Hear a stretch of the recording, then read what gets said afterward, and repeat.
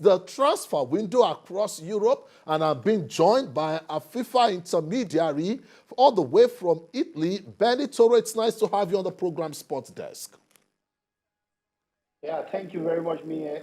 It's good to be back on Sports Desk. Thanks very much. Well, Ben, let's take a look at the transfer window. And I'm sure you're not new to what we've seen of Saudi Arabia getting, the best legs as far as football is concerned.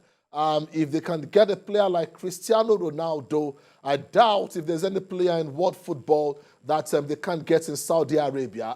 For a FIFA intermediary like you, is this a good opportunity as far as business is concerned, or a challenge when you have to convince a player to play probably in Europe and in the top league, or indeed go for the money in Saudi Arabia?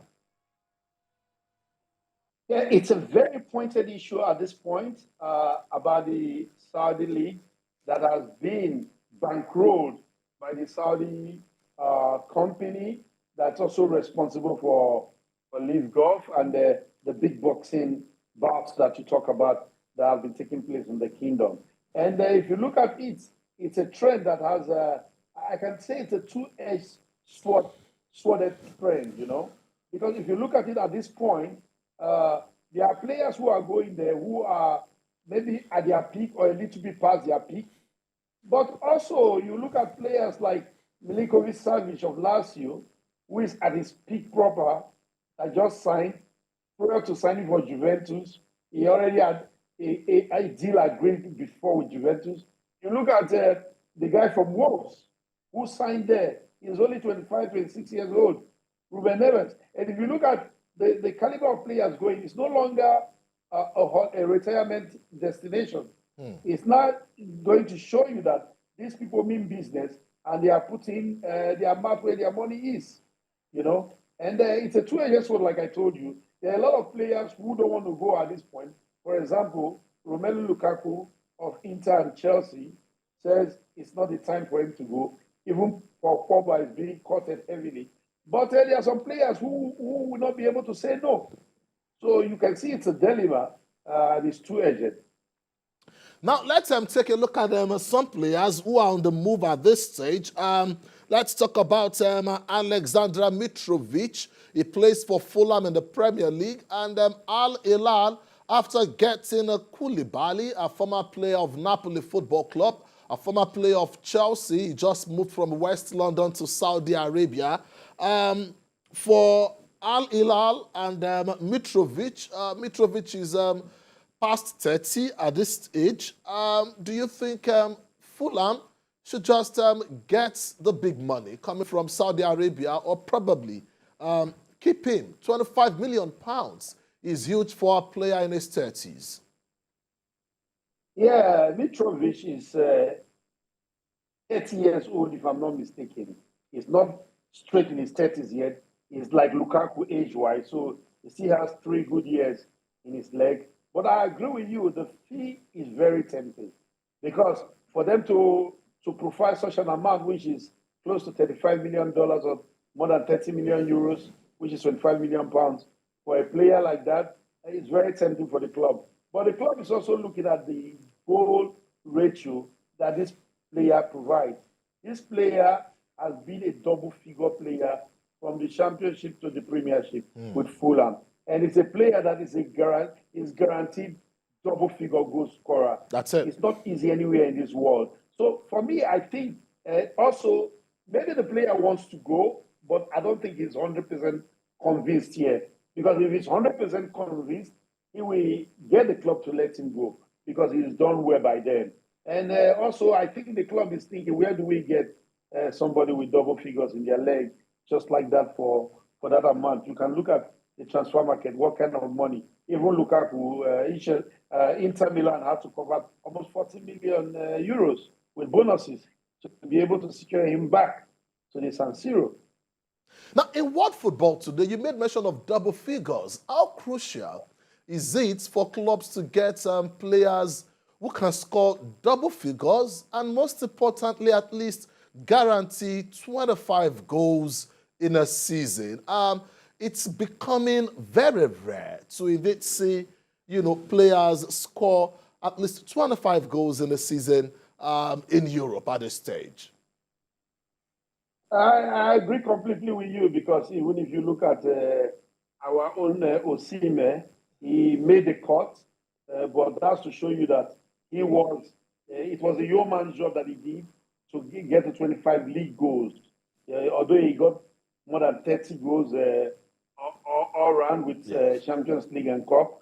But I tell you, you have given a very pointed point. It's a big argument.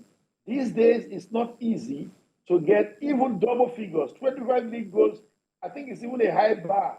If you look at it, apart from Haaland, and I think in your palm of just 5 fingers, you can count how many other players in the top 5 major leagues who did 25 league goals. So I will tell you, it's something that is coming. That's why you can see, for example, Harry Kane has more than 2 clubs who want to break the bank for him at the moment because he's a guaranteed double-figure scorer. That's we're talking about Paris Saint-Germain and Bayern Munich.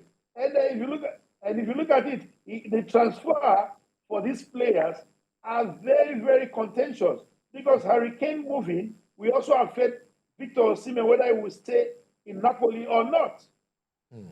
Because if Kylian Mbappe eventually succumbs to the deadline of Paris Saint-Germain and move, because there's a merry-go-round going around in the transfer market for top marksmen in Europe. It's not easy. Like this topic you brought is very pointed. How many times will you see top marksmen in the top leagues in Europe? Real Madrid wants Kylian Mbappe, so PSG is targeting Harry Kane or Victor Osimhen, while Bayern, they don't have a known striker at the moment. They want to let go of Sadio Mane, who is not an art striker. Bayern Munich is also looking to get Harry Kane or even Victor Osimhen. So you can see that they come very, very little in the trade at this point in time. The top level of this. You made mention of Victor Osimhen. We'll come back to Osimhen before we indeed wrap up this segment. But let's talk about the defender who is on the move. Pau Torres played in the Spanish La Liga last season, but he'll be doing business in the Premier League with Aston Villa getting to beat other clubs, for the signature of the 26-year-old. I recall that at some point in time, this is a defender who has been watched by the likes of Manchester City, Arsenal, and many others. But then Unai Emery came in last season towards the tail end, and at Villa Park, it's been some form of good news and getting quality from Unai Emery.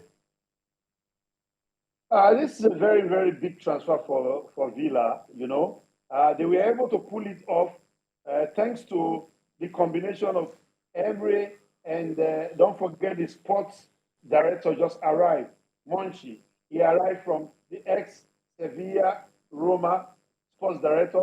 He's now partnering with Aston Villa with Emery, and you will see that there's a Spanish connection that brought this guy to the Premier League. But the truth is, this is a top player that has been chased by the likes of Chelsea. Man City actually wanted him, and I think that Spanish connection just leave the stuff over the bar.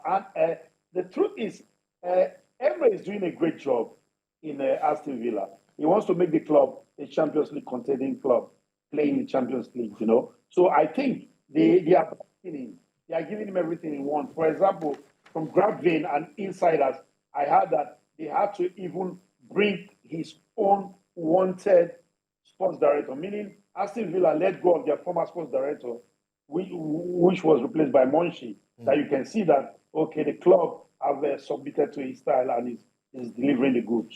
Well, let's indeed wrap it up with Victor Osimhen. And we've seen a very difficult negotiation, from some top clubs in recent years. In England, we've seen that Brighton are a very difficult club to deal with when it comes to getting their players. Caicedo wants to move to Chelsea, but unfortunately, the club is holding out for £100 million. And Brighton seems not to be bullied by Man City or Chelsea if it is a top club that is coming. And we've seen, clubs like Lille Metropole in the past getting huge value for a player like Victor Osimhen. And interestingly, the Nigerian, with his move from the Bundesliga Wolfsburg to the French Ligue 1 and to the Serie A, it's been some form of rising stock. And at Napoli, the owner, De Laurentiis, said it's just only one club that can afford Victor Osimhen. He's holding out for over 117 million. And he says the club is Paris Saint-Germain, which means the movement of Kylian Mbappe may also see the return of Victor to the Serie A. What's your take on this? Okay, it's a very, very pointed matter in the transfer cycle this season. Victor has love for Napoli. He wants to remain in Napolitano. And there has been discussions to increase his contract with very huge amount. In fact, something that only Juventus, Inter, and AC Milan have ever paid. Something Napoli has never paid a player as salary. That's what they are working towards, a huge figure because of the love the young man has for the club from Napoli. But the thing is, like you said, like you rightly pointed, Paris Saint-Germain, they are waiting because they've given the deadline to Mbappe, and if it goes through, they will come. And don't forget, De Laurentiis said 170 million, that's in pounds. So you're talking about 200 million euros, which would be a record in Serie A. It's never happened, whether in or out, So in fact, I think it's only happened one place. That's with Neymar leaving Barcelona for the same Paris Saint-Germain. So Bayern Munich are looking at this player as well. And I think it may be a problem, at this point. But Victor, I think he's very relaxed. He's focused. But like one thing you said in your own opening, Napoli is one of the few clubs, just like Lille in the past, who get the most value for players. They buy very small. Look at the defender they sold. The defender came for like maybe Koulibaly. 9 or 10 million euros. No, not Koulibaly, the Korean defender. And okay, they have a 50 to Bayern. million, 50 million pounds. It's huge. It was a buyout clause. Yes, it's massive. They made more than 40 million. It's massive for 1 year and won the Scudetto with the guy. Yeah. And they already lined up a replacement that would not cost more than 20 million. It's a fantastic club, well run, and with a visionary president like De Laurentiis and getting the job done. And they are actually the champions of Serie A. But I wish Victor well because the boy deserves everything that comes to him. That's it. He has the heart to make it happen. So if it's PSG, Bayern, or Napoli, Osimhen will still be hitting the goals. Well, that's Victor Osimhen demanding 7 million euros yearly to indeed stay at Napoli. This is a young lad who at some point in time opt in the city of Lagos, or Jota precisely. But today, when we talk about football, in fact, the president of Liberia, George Oponwe, says Victor is an out-and-out striker and someone who is similar to me. I must say a very big thank you for being a part of the show. Benny Toro all the way from Italy. Many thanks for joining Sports Desk. Thank you very much.